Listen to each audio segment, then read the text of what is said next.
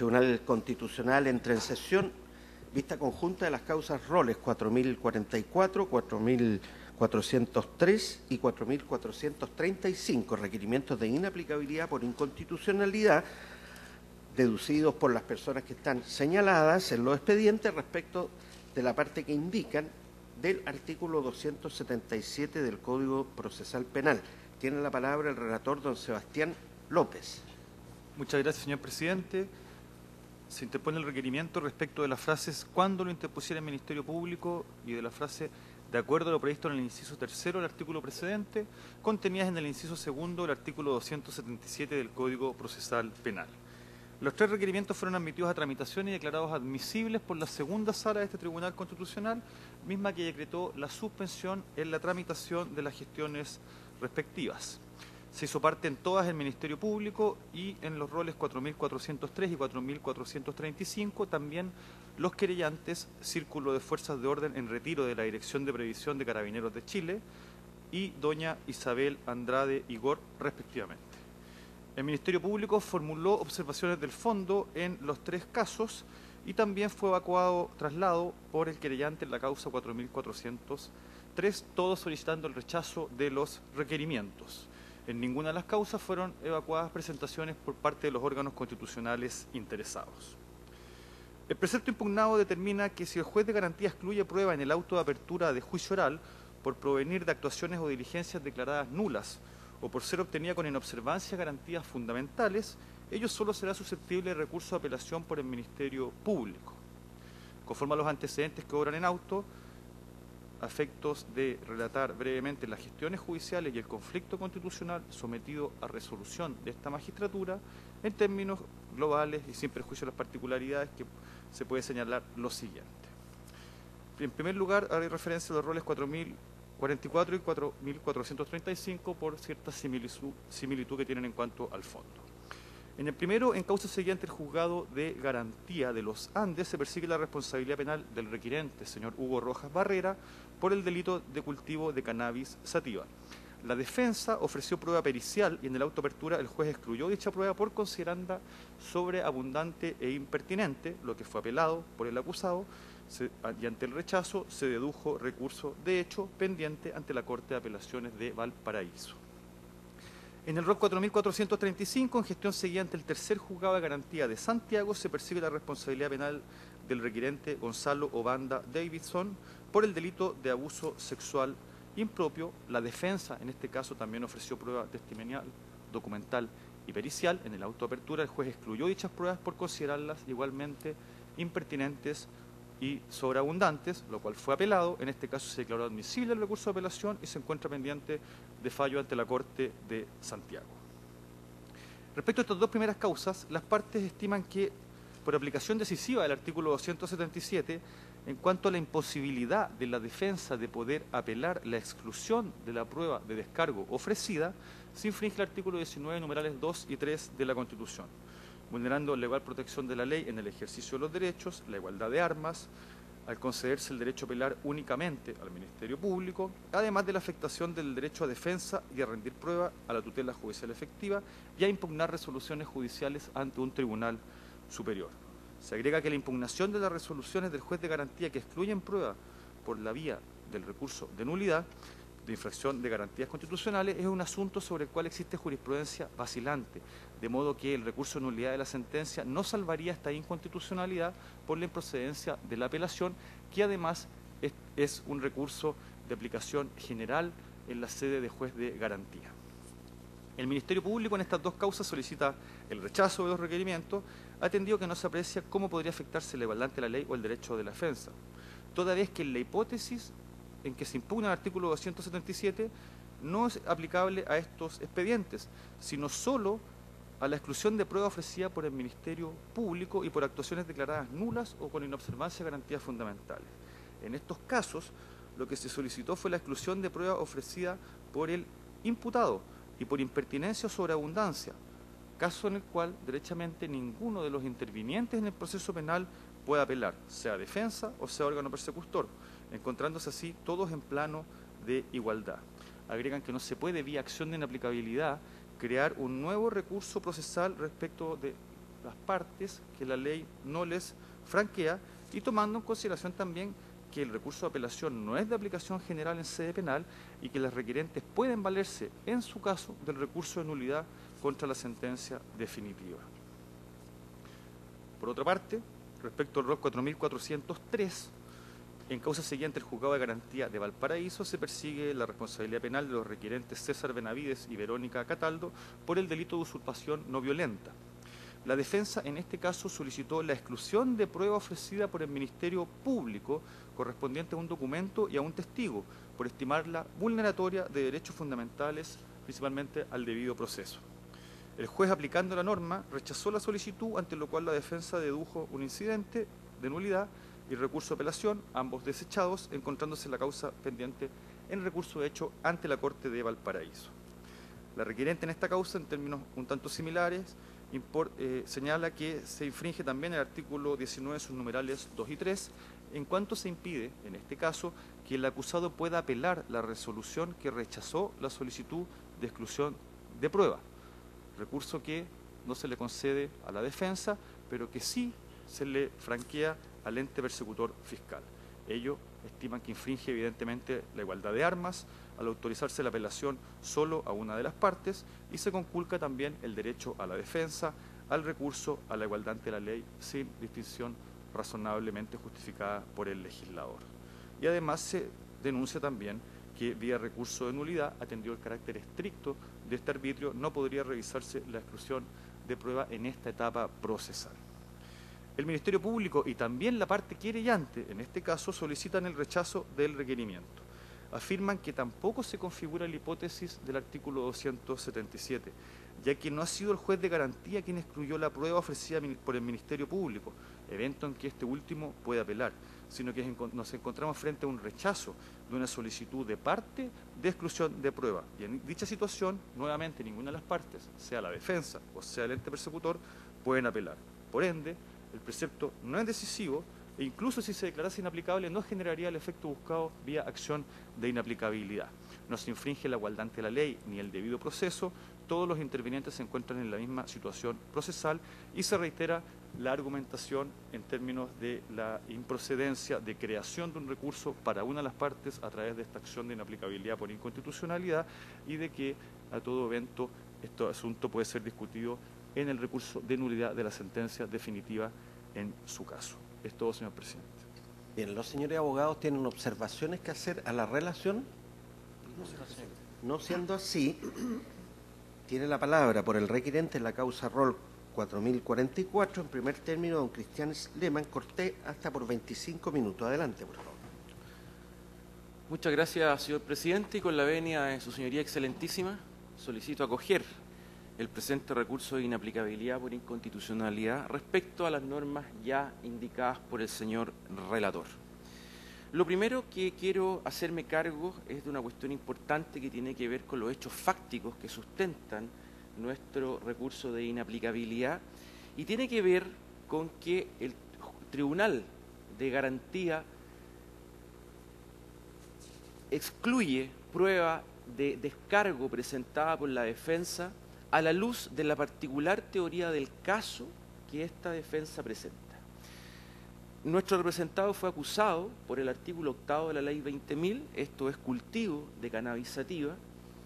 y en la teoría del caso de la defensa descansa justamente en que aquellas plantas estaban orientadas y estaban en ese lugar para efectos de realizar o que fueran parte de un tratamiento médico que en ese momento estaba recibiendo la madre de nuestro representado, con la cual compartían el inmueble. Para sustentar esta posición era relevante, y sigue siendo relevante, darle a la defensa la posibilidad de sustentar esta importante línea de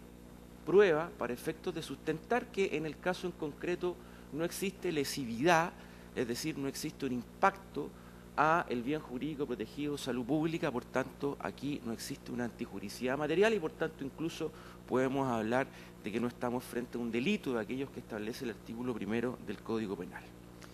Para ser aún más concreto, la defensa presenta en la audiencia respectiva de preparación de juicio oral a la perito doña Alejandra Isabela Humá Aguaguat, quien había previamente informado, había realizado su informe pericial, que abordaba los siguientes casos. Primero que nada, era una metapericia respecto a las realizadas anteriormente por el Ministerio Público, donde cuestionaba el acta de recepción de la droga, el protocolo de análisis y el informe de peligrosidad de la misma. Naturalmente, fundado en la necesidad médica de la madre de nuestro representado y que esas plantas de cannabis sativa estaban destinadas finalmente a un tratamiento paliativo que estaba recibiendo dicha persona. El Tribunal de Garantía, escuchando previamente al Ministerio Público, quien indicó que era sobreabundante la pericia, toda vez que el Ministerio Público ya había evacuado pericias respecto al punto, decide el juez finalmente excluirla por razones de ser absolutamente sobreabundante e impertinentes. ¿Qué es lo que cabe indicar? Primero, que la pertinencia tiene relación con la particular teoría del caso que presente cada uno de los intervinientes. En este caso, naturalmente, la teoría del caso del Ministerio Público es que estábamos frente a un delito del artículo 8º, es decir, una plantación de cannabis sativa, y naturalmente esto se satisface solo con el hecho de probar la existencia de una plantación de cannabis sativa, ni más ni menos. Pero por otro lado, la defensa, ejerciendo su derecho a defensa, plantea una teoría del caso bastante más amplia, que no se agota con la sola existencia de las plantas, sino que, efectivamente, como yo ya le he indicado, tiene por objeto probar de que si bien existe la plantación de estas plantas, estas tenían un destino muy distinto al sancionado, ¿no es cierto?, o al que pretende sancionar el legislador a través de la tipificación de este artículo. Por tanto, cuando el juez de garantía debe resolver la pertinencia o impertinencia, tiene que mirar la particular teoría del caso del interviniente que está presentando esa prueba, no la teoría del caso del órgano persecutor, porque eso significaría que la defensa nunca estaría en posibilidad de sustentar una teoría alternativa, lo que claramente, ¿no es cierto?, contraviene el principio adversarial de nuestro sistema procesal penal. Y respecto, y por tanto, ¿no es cierto?, siendo esta la única pericia que se había presentado, naturalmente no puede resultar impertinente, más aún bajo el paraguas o el toldo de esta amplia teoría del caso y muy precisa que ha presentado la defensa. Y respecto a el contenido de sobreabundancia, también existe aquí un error en la interpretación de la norma respecto al juez de garantía, porque el artículo 276 en su inciso segundo establece que la sobreabundancia estará mirada para la prueba testimonial y documental. Es preciso, cuando la norma dice si estimare que la aprobación en los mismos términos en que hubiera sido ofrecida las pruebas testimonial y documental producirán efectos puramente dilatorios. Y estando acá frente a una prueba pericial, naturalmente no cabe declarar, ¿no es cierto?, la sobreabundancia. Dicho esto, señoría excelentísima, naturalmente para fundar la trascendencia que resulta poder tener derecho a un recurso de apelación donde la Ilustrísima Corte de Apelaciones pueda revisar esta decisión y darle la posibilidad a la defensa de enfrentar un juicio oral, un juicio de fondo, donde se valorará toda la evidencia con, ¿no es cierto?, la prueba que yo he indicado, que va a resultar además vital para que los jueces de fondo conozcan, ¿no es cierto?, la veracidad de este hecho y cuáles son todos los ribetes que este acontecimiento tiene para efecto de dictar justicia en toda la expresión de este concepto. Porque de no ser así, naturalmente la defensa no tiene ninguna posibilidad de exponer frente a este tribunal de fondo toda la teoría del caso que yo ya he indicado y, como ustedes pueden apreciar, es fundamental para efectos de explicar por qué esas plantas se encontraban ahí en ese momento y que, vuelvo a repetir, adolecen, ¿no es cierto?, de impacto al bien jurídico protegido, existiendo una antijuricidad material de esa conducta. Destacar que la audiencia de preparación de juicio oral, su señoría excelentísima, es una audiencia de exclusión de pruebas y no de valoración de las mismas. Y acá lo que ha realizado el Tribunal de Garantía es una valoración de la misma, atribuyéndose una facultad que no le corresponde según la norma, estableciendo desde ya que esa prueba, la prueba de la defensa, no tiene el mérito para probar lo que la defensa acaba de indicar, ya que el Ministerio Público ya ha presentado pericia al respecto. Pero como bien hemos indicado, las pericias del Ministerio Público no se pronuncian respecto a la teoría del caso de la defensa, por tanto la defensa es la que aporta dicha evidencia. El derecho a defensa, señoría excelentísima, plantea, entre otras aristas, ¿no es cierto?, otras derivadas, la posibilidad de presentar una teoría del caso sea coincidente con la del órgano persecutor. Por ejemplo, si uno solamente quiere ir a un juicio oral a determinar pena, la justa pena, pero también tiene el derecho, como es el caso en concreto, a presentar una teoría del caso alternativa y mostrarle al tribunal oral en lo penal una faceta del hecho que no ha sido, ¿no es cierto?, contemplado por el Ministerio Público, ya sea en su acusación o incluso durante su investigación. Es un derecho, ¿no es cierto?, de este interviniente a presentar esta prueba de descargo. Eso es, ¿no es cierto?, y en eso descansa el principio adversarial, y no acoger la petición de esta defensa sería atentar contra ese principio. El artículo 277, que se ha impugnado en esta sede, consagra la posibilidad de recurrir de apelación de la autoapertura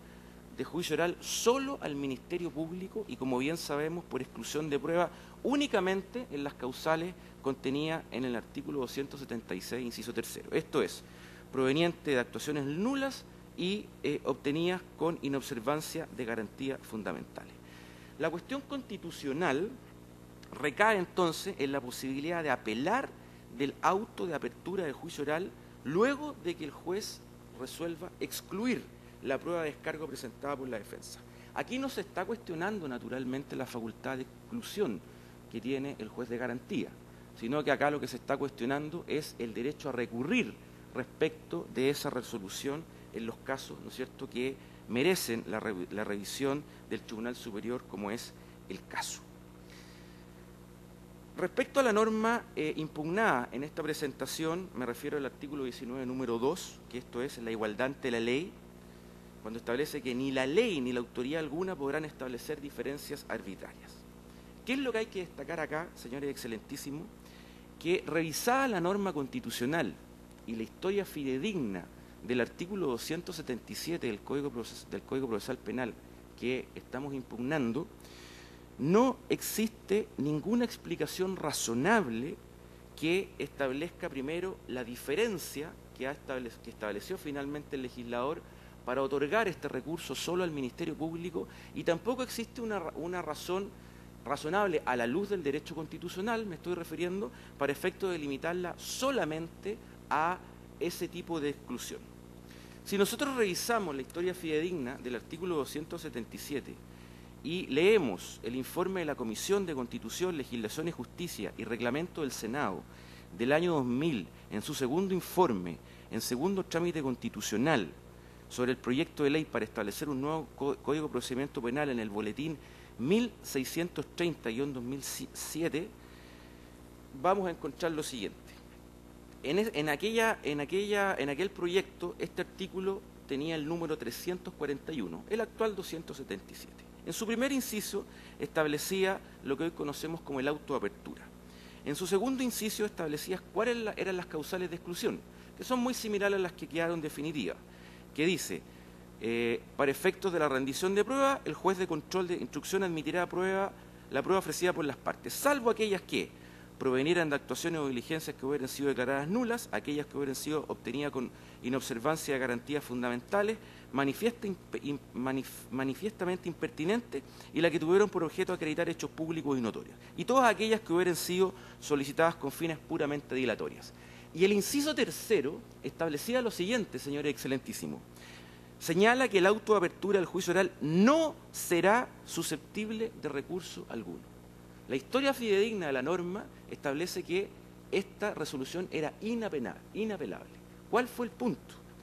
Que respecto a determinados legisladores, existió la preocupación de que esta resolución pueda ser apelable, lo que podría significar dejar a las partes en la indefensión antes de comenzar un juicio, especialmente en lo que dice relación con la prueba ilícita y aquellas que pueden estimarse dilatorias, porque van a quedar entregadas al criterio del juez de garantía sin la posibilidad de revisión posterior. Y existía preocupación en el legislador que efectivamente el tribunal de fondo tuviese que valorar o se pudiesen incorporar a esta sede evidencia, ¿no es cierto?, ilegal o que atentara contra garantías fundamentales o todas aquellas que tenían que ver con las exclusiones que estimaba la norma. Y por una cuestión, su señoría, meramente de, si se quiere, de economía procesal, se estableció que para evitar que el tribunal oral, dice, si es que se permitía un sistema de recursos demasiado amplio, podría significar la paralización del proceso, porque todos apelarían ante cualquier prueba que estimasen era susceptible de exclusión. Entonces, por una cuestión de mera tramitación procesal, sin consideración alguna a una garantía fundamental, se decidió establecer y se acordó que este recurso solo sería a favor del Ministerio Público y por los motivos ya indicados en la actual norma del artículo 277. Por tanto, y en síntesis, a lo que quiero llegar es que si nosotros analizamos esta historia fidedigna, la actual regla respecto al recurso de apelación, que solo se reserva al Ministerio Público por determinadas causales, solamente tiene un fundamento de economía procesal y no atochar el sistema procesal penal en una etapa que se indicaba o se establecía como fundamental. Pero no hubo ninguna reflexión respecto a cómo esta regla impactaría en las garantías fundamentales que hoy día estamos desarrollando en nuestro alegato. Por otra parte, señoría excelentísima, hemos impugnado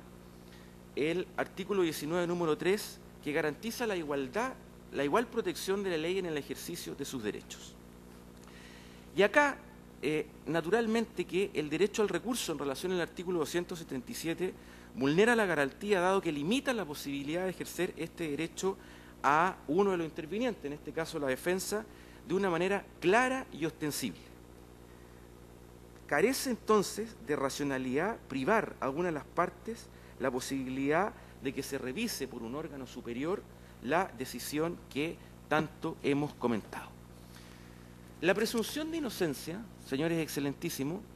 es la exigencia mínima de un proceso racional y justo,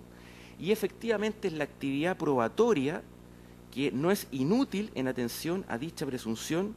y tampoco se reduce a negar hechos. Existen hipótesis que solo pueden acreditarse por una defensa activa, como es el caso en concreto. Y si nosotros hacemos una interpretación normativa del Código Procesal Penal, veremos que efectivamente el legislador se preocupa de este punto. Me refiero a que la defensa tenga la posibilidad real y cierta de aportar prueba de descargo que compita con la prueba de cargo del órgano persecutor. Me refiero, por ejemplo, al artículo 263 del Código Procesal Penal, quien reconoce la facultad del acusado de exponer los argumentos de defensa que considere necesarios y señalar medios de prueba cuyo examen en juicio oral solicitare. En relación al artículo 278, que establece que permite al juez incluso suspender la audiencia de preparación de juicio oral hasta por 10 días cuando comprobare que el acusado no hubiese ofrecido pruebas por causas que no le fueran imputables. Y por último, el artículo 263, letra C, del mismo cuerpo normativo, en relación al artículo 259, que señala expresamente que el acusado debe señalar los medios de prueba en los mismos términos que el Ministerio Público. Entonces, señoría excelentísima, nos damos cuenta que es un derecho de todo imputado presentar prueba de descargo. Y, naturalmente, acá entonces tenemos un problema de constitucionalidad cuando estamos frente a un juez de garantía que excluye prueba de la defensa por razones o fundamentos que vulneran no solamente la regla, sino que también la garantía constitucional, y no existe la posibilidad de que esto sea revisado por un tribunal superior para efectos de presentarse a un juicio de fondo con igualdad de armas del Ministerio Público. Si nosotros hacemos un brevísimo análisis del derecho al recurso en nuestro sistema procesal penal, nos daremos cuenta que esto es finalmente una regla general respecto al recurso de apelación. ¿Por qué? Porque primero, el recurso de apelación se sustenta no solamente respecto a los órganos colegiados, a los tribunales colegiados, sino que con mayor razón a los tribunales unipersonales, me refiero a los tribunales de garantía. Porque efectivamente aquí, en este último caso, existe una necesidad aún mayor de control, especialmente en asuntos que versan naturalmente sobre materias fundamentales. Es así que el artículo 370 del Código Procesal Penal plantea la apelación como una regla general a el sistema en comento y establece cuáles son las causas donde se aplica y procede este recurso de apelación, siendo finalmente excepcional los casos donde no podrá interponerse. Por ejemplo, resoluciones emanadas de un juez de garantía, el recurso de apelación es la regla general en cuanto se ponga término al procedimiento y ser imposible su continuación o se suspendiera por más de 30 días, o se impugnan sentencias que, de no poner término al procedimiento, ¿no es cierto?, por ejemplo, decretan medidas cautelares y en este caso, ¿no es cierto?, en el caso del artículo 277 incluso, puede apelar el Ministerio Público por la exclusión de pruebas. Por tanto, y así las cosas, el recurso de apelación en nuestro sistema procesal tutela la necesidad de un racional y justo procedimiento precisamente a través de la posibilidad de impugnar las resoluciones judiciales a través de la apelación o mediante, ¿no es cierto?, el recurso de nulidad. Indicar que, como bien lo indicó el relator, el Ministerio Público ha indicado que este asunto de la exclusión de pruebas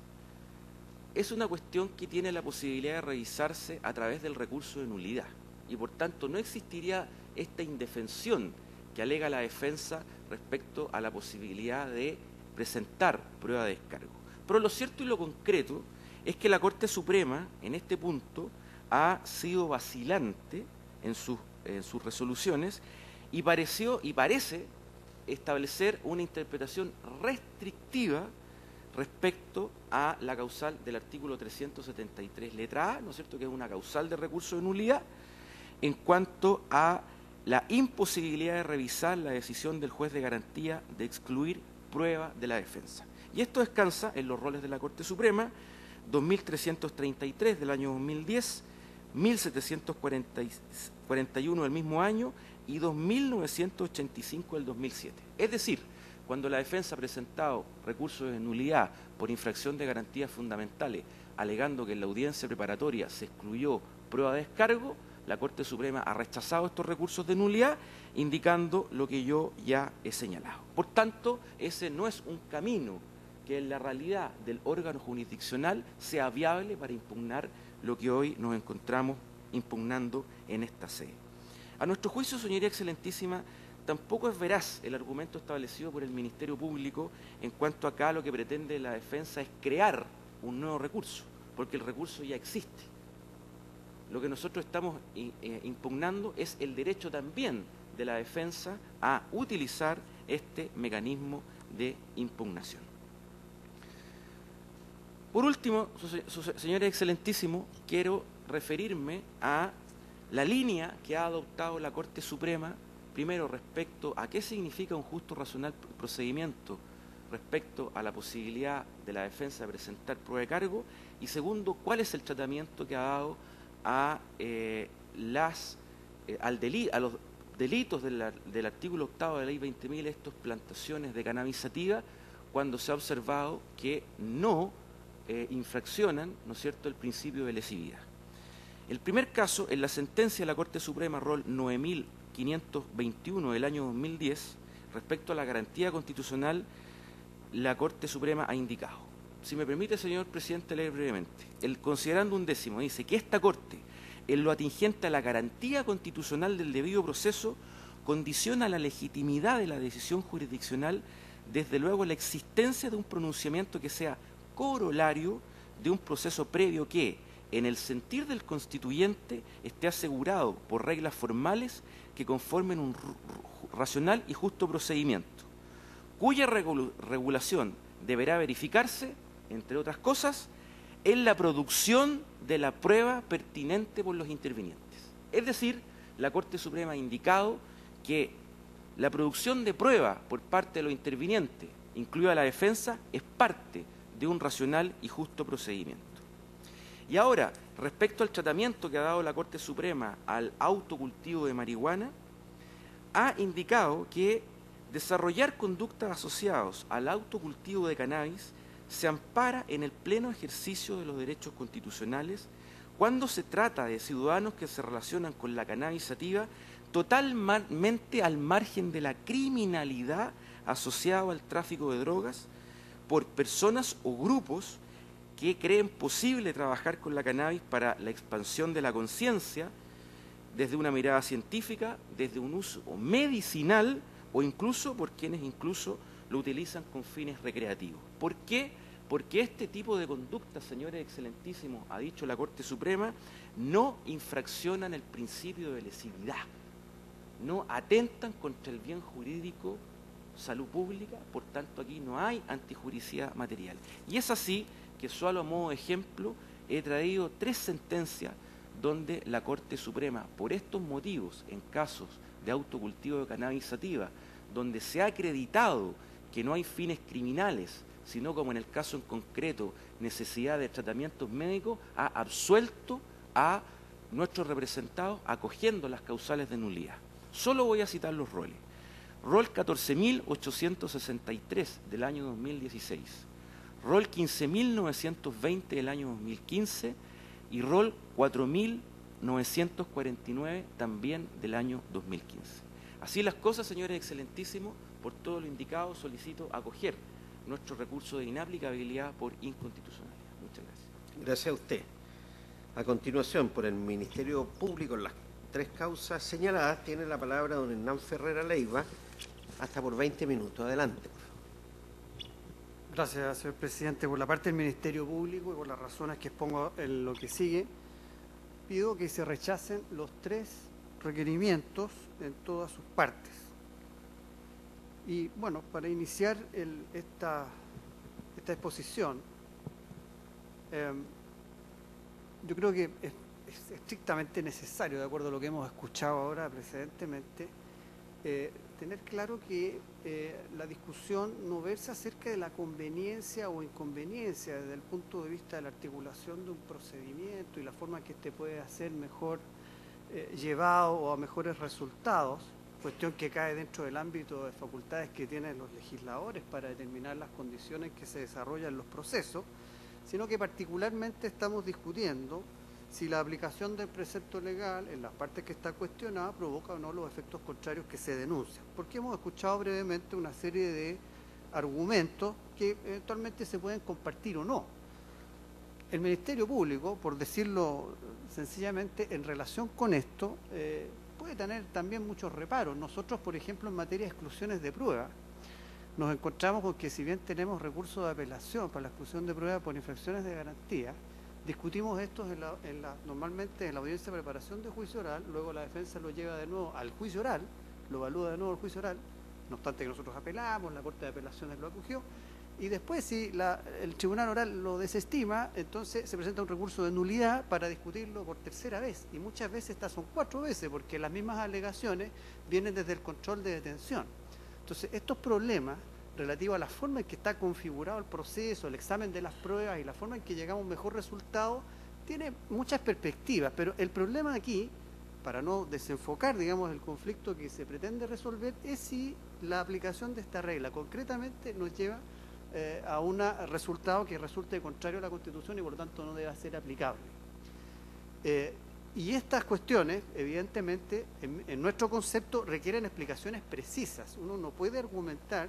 acá acerca de la conveniencia o inconveniencia de configurar de tal o cual forma el proceso, si no nos explica claramente cuáles serían los efectos contrarios a la Constitución que aquí se plantea. En relación al caso que hemos escuchado en el alegato previo, lo que no se ha dicho es que es un cultivo, son 281 plantas de marihuana, y son elementos, porque aquí no corresponde juzgar desde luego ni la bondad ni el demérito de alguna teoría del caso, pero me veo obligado a señalarle que es una cantidad que evidentemente supera el margen de lo que uno pueda considerar como un cultivo orientado a obtener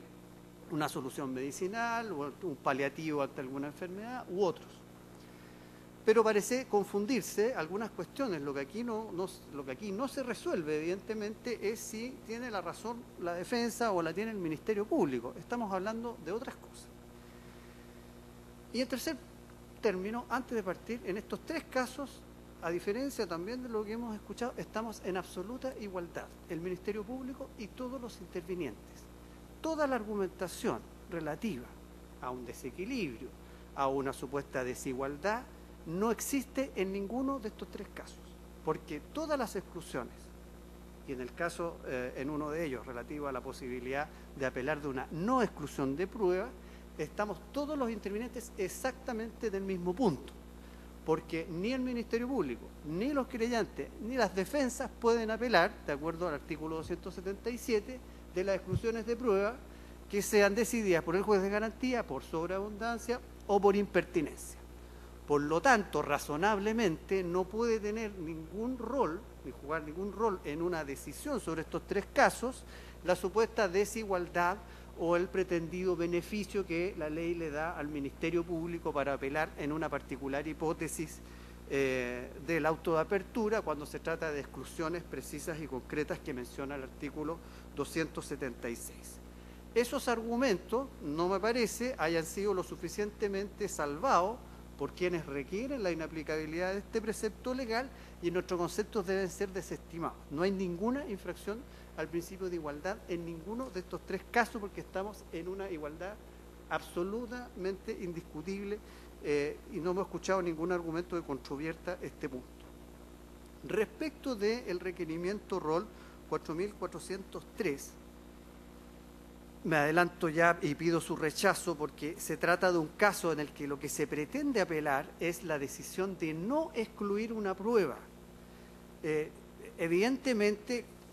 lo que allí habría sido necesario para hacerle lugar es que precisamente se hubiera pedido declarar inaplicable aquella parte del artículo 277 que establece el recurso de apelación para los casos de exclusiones de prueba. Sin embargo, el requirente en este caso no pide nada de eso, sino que apunta a aquella sección donde se dice que hay un recurso de apelación del Ministerio Público en determinada hipótesis, pero deja sin ningún tipo de cuestionamiento aquella sección del precepto cuestionado que dice que es para la exclusión de prueba. Y en este caso lo que se pretende es absolutamente algo distinto, sino que es apelar de una exclusión de prueba denegada por un juez de garantía. Dicho requerimiento, por estas razones, debe ser desde luego desestimado. Vuelvo entonces a los dos requerimientos que quedan en nuestro concepto ya derechamente en el ámbito de las exclusiones de las pruebas. Y vuelvo naturalmente sobre lo primero que ya adelantamos. Aquí no hay, respecto del principio de igualdad, ningún tipo de diferencia y esto significa, en términos concretos, que no hay ninguna diferencia de trato que analizar para efectos de resolver este punto concreto respecto de los cuestionamientos de la norma. Respecto de la otra sección, de aquella que establece que el Ministerio Público tiene un recurso de apelación particularmente claro, esta parte nunca ha cuestionado los requerimientos cuando se ha tratado de exclusiones de pruebas de defensas por ese mismo motivo y por una razón muy sencilla. Alguna vez, hace varios años, el Ministerio Público en el Congreso, cuando se discutieron algunas modificaciones, sostuvo que no tenía ningún inconveniente en que en esa apelación que se le concede al Ministerio Público, en hipótesis que no concurre en ninguno de estos casos, no había ningún inconveniente que se le conceda también a los otros intervinientes. Por el contrario, nos parecía adecuado resolver esa temática en esa instancia. nunca hemos hecho oposición a ese precepto, por lo tanto, esto queda excluido respecto de la discusión que se da en estos casos, porque no existe, en las hipótesis que aquí concurren, la diferencia de trato, base para discutir un problema de igualdad ante la ley, y tampoco en el particular óptica del Ministerio Público, porque nunca hemos hecho oposición tampoco a los cuestionamientos sobre esa regla. En los casos 1502 y 1535 examinados por este tribunal, el Ministerio Público no hizo ningún cuestionamiento, fueron acogidos precisamente en esa sección. Lo que aquí estamos nosotros oponiéndonos es porque lo que se pretende es obtener un resultado que nos parece que excede con mucho el ámbito de este mecanismo constitucional de control y además no hace comparecer en rigor ningún problema relativo al derecho al recurso. Dejamos entonces, por nuestra parte, ya resuelto o ya expuesto lo relativo al principio de igualdad ante la ley y también lo que es pertinente a la igual protección de la ley en el ejercicio de los derechos para adentrarnos en lo que es derechamente derecho al recurso. Porque los requerimientos ambos están orientados primero a igualdad ante la ley, segundo, debido proceso o garantías del debido proceso. Y esto último apunta específicamente al derecho al recurso, está dicho así en todos los requerimientos. Por lo tanto, de lo que tenemos que hablar es precisamente de si aquí, al estimarse que en esta hipótesis concreta, sobreabundancia e impertinencia, no haya recurso de apelación para ninguno de los intervinientes, que es lo que ocurre, afecta o no o produce un resultado contrario a la Constitución.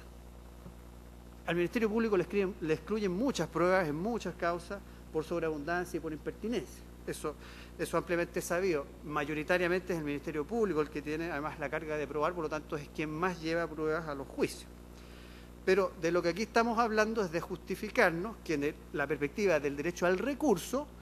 la inexistencia de un recurso de apelación, en este caso, es contrario a la Constitución. Y se acude, porque eso ha sido así en todas las decisiones que se han adoptado en esta materia, que el derecho al recurso, tanto lo dicho por esta magistratura como en la Corte Suprema, es integrante de las garantías de un proceso justo y racional. En eso no hay ningún tipo de debate.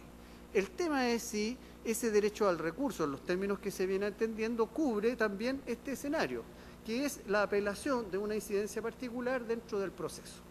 Porque está fuera de debate que lo que se ocupa normalmente para referirse a este tipo de cuestiones son las garantías que están establecidas en los tratados internacionales o instrumentos internacionales, Pacto Internacional de Derechos Civiles y Políticos, Convención Americana de Derechos Humanos, todos citados en estos requerimientos. Pero ambos dos, en nuestro humilde concepto, están orientados al control de la sentencia penal, ¿no? Precisamente lo dice el Pacto Internacional de Derechos Civiles y Políticos. Es el derecho a que el fallo condenatorio y la pena sean sometidos a un tribunal superior. La Convención Americana de Derechos Humanos dice es el derecho a recurrir del fallo ante un juez o tribunal superior. A lo que están aludiendo, nos parece, es a la sentencia final. En este caso, de lo que estamos hablando es de un particular recurso dentro de una particular incidencia al interior del proceso. Estamos en un escenario en el que necesitaríamos algún tipo de explicación para decirnos que en esa particular forma de establecer esto en los instrumentos internacionales aludidos, estaríamos también teniendo una expresión en esta incidencia concreta a la que estamos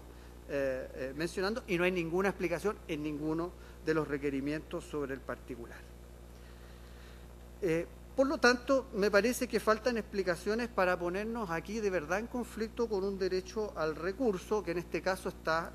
sobradamente garantizado. Esta forma, en definitiva, de estructurar el proceso, en nuestro concepto, cae dentro del ámbito que corresponde al legislador estructurar dicho procedimiento. Nos parece que ese además es el sentido que tuvieron las sentencias de esta magistratura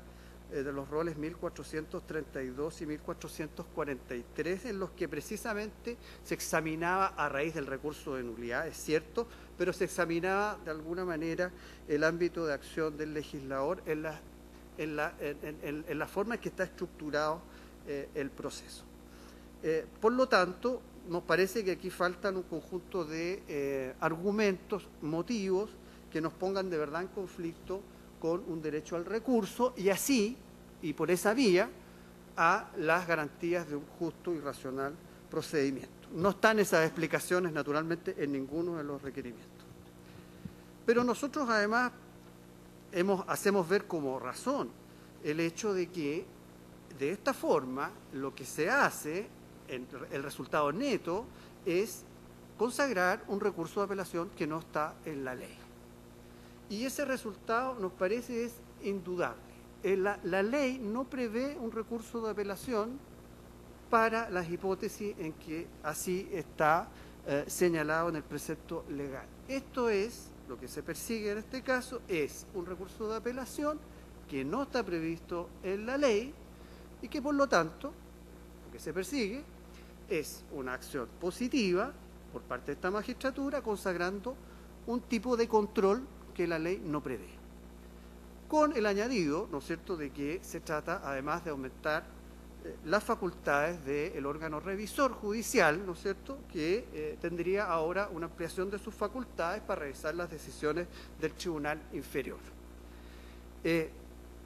Nosotros criticamos desde luego esto porque nos parece que no es la función del mecanismo constitucional que se ejerce, que es inhibir o dejar de aplicar las normas y no crear instancias de revisión que no están previstas en la ley. Y lo digo porque justamente en uno de los requerimientos se hace ver que existe un proyecto de ley para modificar este precepto legal y ampliarlo en los términos que está pretendido por los requerentes. El boletín 10.677-07 está mencionado en uno de los requerimientos y me parece que es justamente el lugar donde eso tiene que resolverse y ver de qué forma se estructura más adecuadamente este proceso según el examen de todos los elementos que sea pertinente exponer en esa sede. Asimismo, escuchamos recién los relatos acerca de la discusión parlamentaria que hubo en relación a la configuración de este tipo de recursos. La conveniencia o no de la forma en que está estructurado, en definitiva, el auto de apertura y las posibilidades de apelar o no en esta particular instancia es una cuestión que evidentemente está sujeta a revisión en las instancias legislativas, que es donde debe zanjarse el problema concretamente. Por lo tanto, nos parece que en la forma en que están pedidos estos requerimientos genera un efecto que nos parece no es adecuado al mecanismo concreto de control que se está ejerciendo. El artículo 277 dice que no procede el recurso de nulidad en los demás casos, ¿no es cierto?, que es el caso en que estamos todos en este escenario, sin perjuicio de lo que diga o lo que sea procedente con el recurso de nulidad. Evidentemente, nosotros no queremos poner o decir es lo mismo tener un recurso de apelación en esta instancia que en el recurso de nulidad. Lo que queremos decir es que la ley prevé que si es realmente relevante el problema producido acá, usted puede ejercer después el recurso de nulidad. Y eso se hace, y se hace no con la frecuencia que uno podría pensar, pero se hace. La Corte Suprema ha conocido numerosos recursos sobre esta materia. El último de ellos fue efectivamente el año 2016, se falló el 2017. Rol 35.552. El año 2014, rol 10.595. El año 2014, 4.554. El año 2012, 3.738. Este último acogido por exclusión de prueba por una infracción de garantías que una defensa reclamó y fue acogido el recurso de nulidad, se anuló el juicio, se tuvo que hacer de nuevo. Por lo tanto, es absolutamente cierto que el camino para reclamar, si esto llega a configurar los elementos necesarios, desde luego para la causal de la letra A, por ejemplo, el artículo 373, están abiertos para que eso sea reclamado. Si esto de verdad es relevante y tiene la incidencia como para provocar la anulación, se decide en ese sentido. Por lo tanto, no parece algo desdeñable o que parezca sin ningún tipo de sentido el hecho de que la ley prevea la posibilidad de ejercer posteriormente el recurso de nulidad. Por tanto, no me parece que haya aquí un argumento o razón que pueda ser considerado. Luego se pretende decir también que la regla general es el recurso de apelación. Yo aquí me permito simplemente discrepar. Yo sé que hay decisiones donde se ha dicho o ha afirmado lo mismo. Nosotros tenemos una opinión distinta. El recurso no es la regla general en el proceso penal, en nuestro concepto. Esto parte en nuestra exposición de la comparación que se puede hacer entre preceptos tan importantes en materia de recursos del Código Procesal Penal como el artículo 352 y 370. El artículo 352 solo son recurribles en general a aquellas resoluciones y siempre que mencionadas por la ley y en los casos además en que la ley prevea tal recurso. Y ni hablar del artículo 370 que, siendo más preciso todavía, señala que en el caso de los jueces de garantía solo es apelable en ciertos y determinados casos, están previstos por la ley u otras condiciones. A diferencia del Código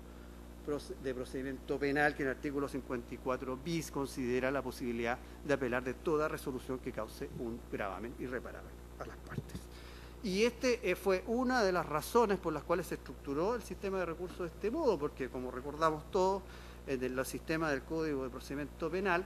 las apelaciones eran innumerables e inmanejables en relación al desarrollo de los procesos penales, razones por las cuales se modificó el sistema de control y de recursos, pasando de controles, fortaleciendo controles horizontales y manteniendo en un nivel distinto los controles verticales o inquisitivos que se podían llevar a cabo. Por lo tanto, no nos parece que haya tampoco un problema en relación al sentido en el que va la norma que establece que no procede recurso de apelación en estos casos, no impacta ni va en contra de un sistema que en general estimaría que es procedente por regla, digamos, el recurso, cuando en nuestra opinión eso no es así, sino que precisamente está en sintonía con eso. Evidentemente hay numerosas resoluciones de los jueces de garantía que son apelables, pero considerar que por el hecho de descubrir estas hipótesis nos encontramos frente a una regla general, me parece que no permite enfrentar en su cabalidad lo que dicen los preceptos del artículo 352, 370 y establecer una regla general que precisamente se estableció para controvertir o establecer un procedimiento distinto, particularmente en este ámbito, de lo que era el procedimiento establecido en el Código de Procedimiento Penal. Fue uno de los fines importantes de la reforma a los códigos procedimentales en materia penal. Por lo tanto, la decisión de mantener sin apelación en estos escenarios en el que estamos todos en igualdad de condiciones, como ya hemos dicho, tampoco parece ir contra este sentido general. Por todas estas razones, excelentísimo tribunal, en nuestro concepto, no concurren en este caso las infracciones denunciadas, por lo que solicito que se desestimen los 3 requerimientos. Muchas gracias. Muy bien, muchas gracias. El tribunal va a hacer un receso de 5 minutos y reanuda con el último alegato. 5 minutos.